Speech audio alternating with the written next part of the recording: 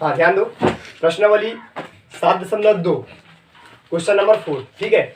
7.2 का जो question number 4 थे उसमें ऐसा कहा आपने को प्रश्न में कि दो बिंदु दिए और दो बिंदुओं के मध्य में एक और बिंदु दे दिया है, ठीक है। मतलब दो बिंदु दिया ऐसे करके, दो बिंदु के निर्देशांक और दोनों बिंदु को मिलाने वाले रेखाखंड के मध्य में एक बिंदु और दे दिया। मध्य मतलब वो बीच में उस रेखा में कहीं पर भी, ठीक है। तो ऐसे तीन बिंदु के निर्देशांक दिए हुए हैं। तो हमको ये बताना है कि जो ये वाला बिंदु है वो इस रेखाखंड को किस अनुपात में डिवाइड करता है। समझ में आया कि नहीं आया? यस।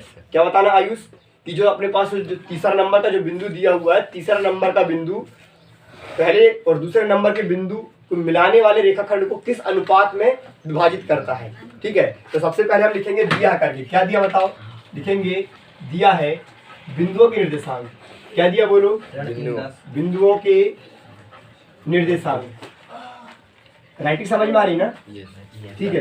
बिंदुओं के निर्देशांक मतलब ए मान लो पहले वाले बिंदु को, तो ए को हम कहाँ से दर्शाते हैं? x1 और y1 से बराबर बी का मान भी दिया मतलब x2 और y2। बोलो क्या क्या मान दिए हुए? ऋण 3 10, ऋण 3 और 10, 6 और ऋण 8।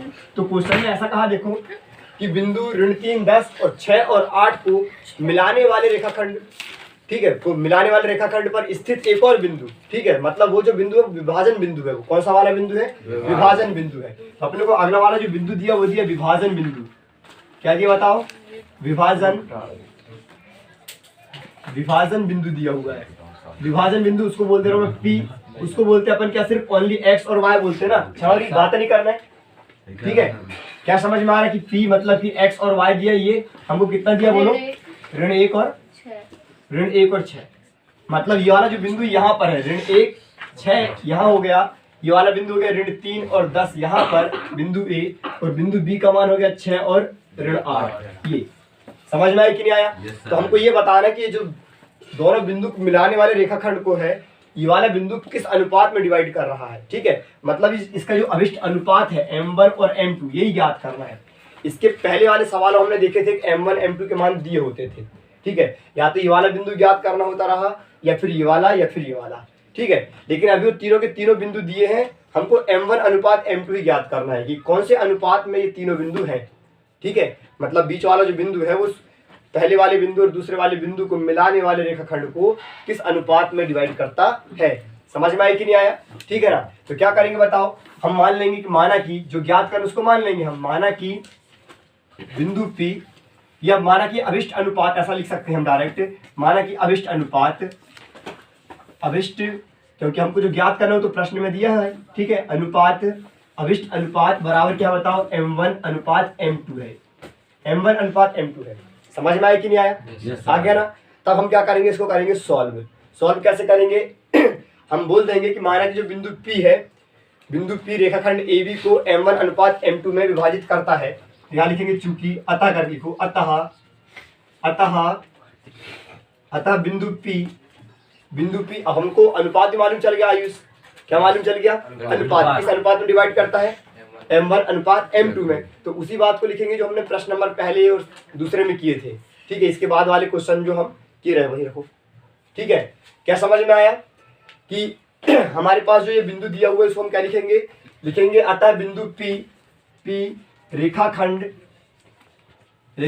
AB को m1 अनुपात m2 में विभाजित करता है। विभाजित जो हमने माने उसके अकॉर्डिंग, समझ में आया कि नहीं आया? विभाजित करता है, हमने जो मान लिया उसका अकॉर्डिंग क्या करेगा? m1 अनुपात m2 में विभाजित करता है। तब क्या होगा बताओ? तब विभाजन बिंदु के हम निर्देशांक का सूत्र लगा लेंगे, ठीक है ना। तब विभाजन सूत्र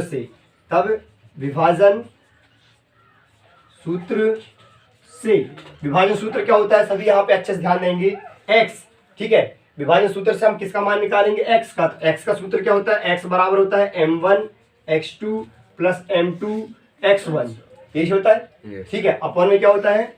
m1 प्लस m2। समझ में आया कि नहीं आया तरुण? आ गया समझ में? अब सॉल्व करेंगे तो हमारे पास x का मान दिया है कि नहीं दिया? नहीं दिया है क्या? दिया है। कितना दिया बताओ? ऋण 1। यहाँ हो जाएगा ऋण 1, समझना बात को, बराबर m1 का मान नहीं दिया, वही तो ज्ञात करना है। ठीक है। x2 की वैल्यू कितना दिया है 6, मतलब गुणित 6 धन m2 की वैल्यू भी नहीं दिया ना, ठीक है। अब क्या हो गया बताओ अपने पास x1 की वैल्यू कितना है ऋण 3, इसको ब्रैकेट में लिख लो, अपॉन में m1 प्लस m2, इन दोनों की वैल्यू नहीं दिया हुआ है। ऐसा सॉल्व कर लेंगे, ध्यान दो, जब सॉल्व करेंगे इसका पक्षांतर करेंगे, भाग में है ये, भाग वाला कहाँ चला जाएगा गुणा, मतलब पूरा का पूरा उठेगा और ऋण 1 के साथ गुणा हो जाएगा। जब ऋण 1 के साथ गुणा होगा, ध्यान देना मेरी बात में, ऋण 1 के साथ जब m1 प्लस m2 का गुणा होगा तो बन जाएगा ऋण m1 ऋण m2, दोनों ऋण लग जाएंगे।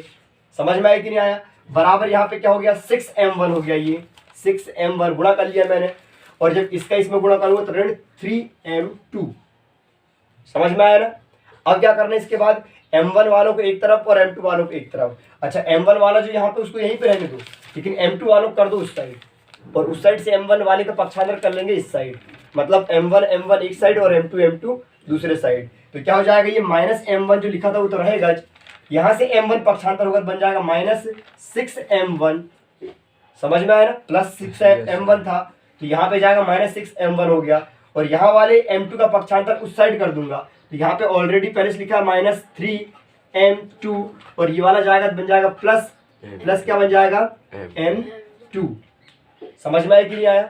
ठीक है, सॉल्व कर लेंगे, तो ये भी ऋण का और ये भी ऋण का आपस में दोनों जुड़ जाएंगे, 6 और 1 हो जाएगा ऋण 7m1, और यहाँ पे ये सॉल्व करेंगे तो ये घटेगा, 3 में से 1 गैर बचेगा ऋण 2m2, ऋण से ऋण भी काट दो यहीं पे। समझ में आया कि नहीं आया? ऋण से ऋण कट गया, समझ में आया ना? अब क्या बचा अपने पास, जो अंक बचा है, तो अब अंकों को एक तरफ करेंगे और m1 m2 को एक साइड करेंगे। अनुपात का मतलब होता है बटे, तो m1 अनुपात m2 का मतलब होता है m1 बटे m2, तो हम यहाँ पे क्या करेंगे m1 बटे m2 निकालेंगे।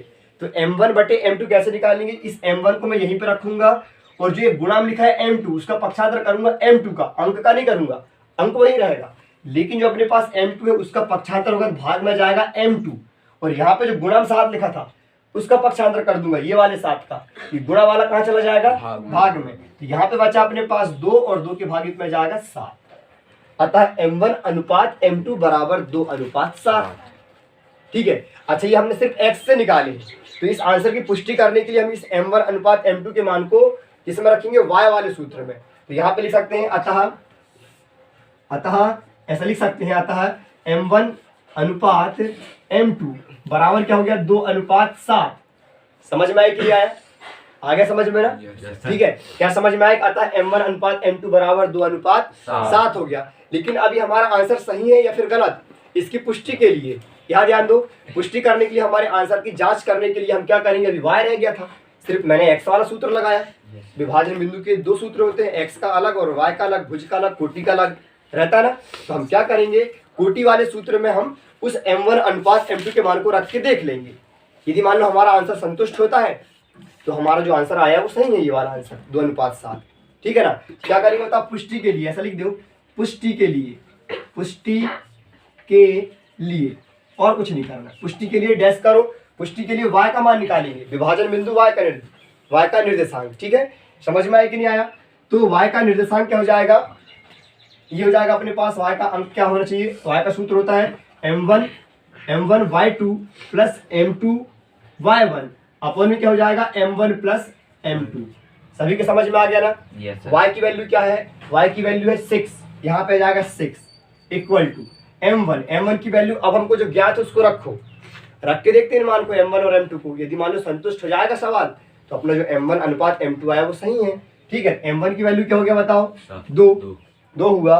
ठीक है, और y2 गुणित में y2 की वैल्यू कितनी है, ऋण 8, ये हो गया ऋण 8 धन m2 की वैल्यू 7 गुणित y1 की वैल्यू है 10, बटे में कितना है m1 प्लस m2 मतलब 2 धन 7।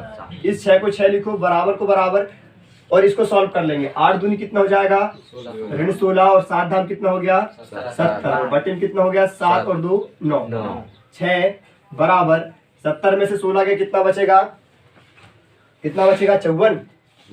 ठीक है, कितना बचेगा 54, और बटे में क्या बचा 9।